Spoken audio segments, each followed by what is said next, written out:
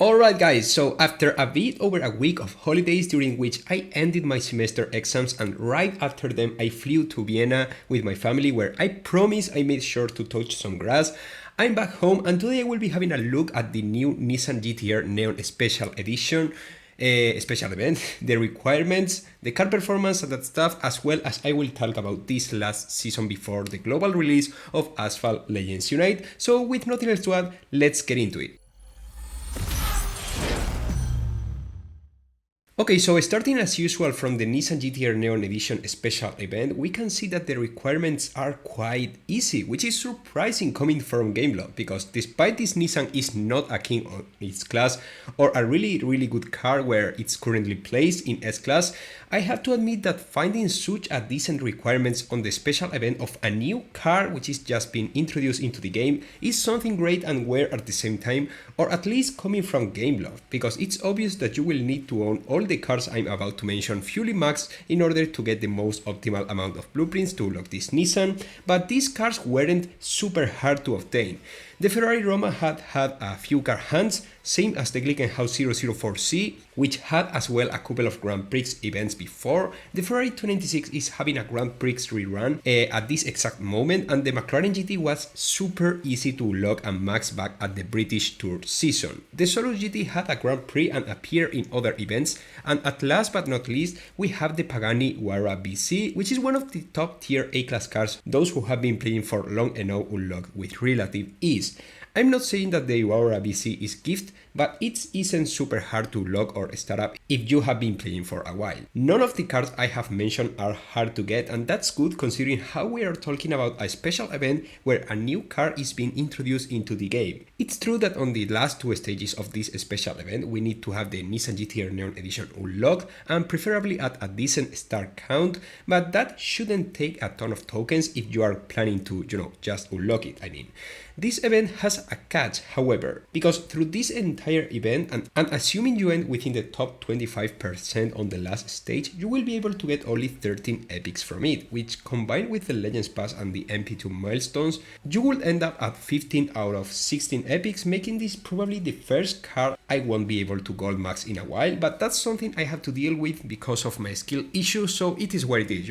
Also, as most of you guys already could appreciate, I basically got all the bundles available for this Nissan GTR Neon Edition, and that's basically because since I have been out of home, I didn't really want to calculate how many blueprints the event gave and that stuff. Since I'm focused on saving up as many tokens as possible, the bundles way was the easy way. But it is any worth to spend tokens / money on this Nissan GTR Neon Edition? Well, let's have a look at its performance. Having a quick look at this Nissan GTR Neon Edition stats, in case you didn't remember from the patch notes, we can see that this is a way too slow car in order to be taken,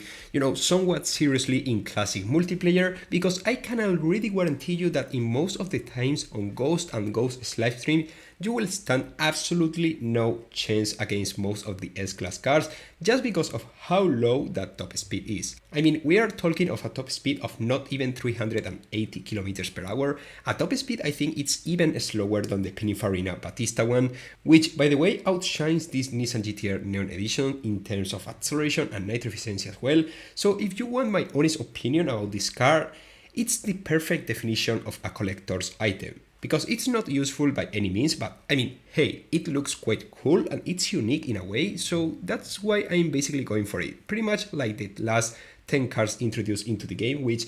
now that I think about them, are not insanely better than other already existing options in the game, and that makes me think up to what point makes sense to invest money on this game, given what I'm getting. Then, I remember that in the future I will need all these cards in special events and stuff, so yeah, that's another reason of why I specifically go for this kind of cards, but on the other hand, such logic makes no sense for a casual player or, someone not interested in creating content about this game, and, that's just because from an economic standpoint, it's literally dumping money to a burning bin, but, for the sake of creating videos in the future for you guys, in my case, it's worth every penny, which doesn't mean I will recommend you all a car just because I decided to spend money on it. I know that it might sound contradictory, but that's what I do. I mean, I get these cards, first of all, to create content for you guys, and second, to check them in order to warn you about how worthy these cards are. But you know, sadly, in many cases recently, there are just not many insane cards worthy of your tokens being added to Asphalt Legends. So in a nutshell, I wouldn't recommend you to spend over 10,000 tokens on this card unless you have all the cards I have mentioned close to max, and thus you are somewhat able to starting up your Nissan GTR Neon Edition with around 10,000 tokens or so. If not, you are not missing a big deal, and I will recommend you to keep saving your tokens. Talking about new cards and that stuff, I will eventually make a video about the McMarty Sperling, which is one of the smallest cards of this entire game, and at the same time is one of the most interesting ones to me. Why? You may be wondering. Well, this card has an insane acceleration, and just for the sake of trolling in multiplayer with such a fast and small card, it's a no to me. As far as I have heard, it had nitro boost once you use perfect nitro, but you know, knowing Gameloft, it will eventually come back in the future, so that's fine to me. Something else I have realized is that for the Sperling Unleashed, you will need the McLaren GT, the Apex AP0, the Lamborghini Reventon Roadster, and the Aston Martin DBS Superleggera, which, well, are not the hardest cards to obtain if you have been playing for a while, so that's great, since I really hope many of you guys will get the chance to at least unlock the McMarty Sperling without spending, you know, a ton of tokens and that stuff. So that was pretty much all what I wanted to point out about first this Nissan GTR Neon Edition special event, and then the upcoming McMarty Sperling Unleashed event, which we will be getting in less than 2 weeks from this point. Let me know your thoughts about both events in the comment section, and make sure to drop your massive like and subscribe in order to not to miss absolutely anything about Asphalt Legends Unite. I will see you really soon as usual with much more Asphalt content. Take care, and I will see you really soon. Goodbye, guys.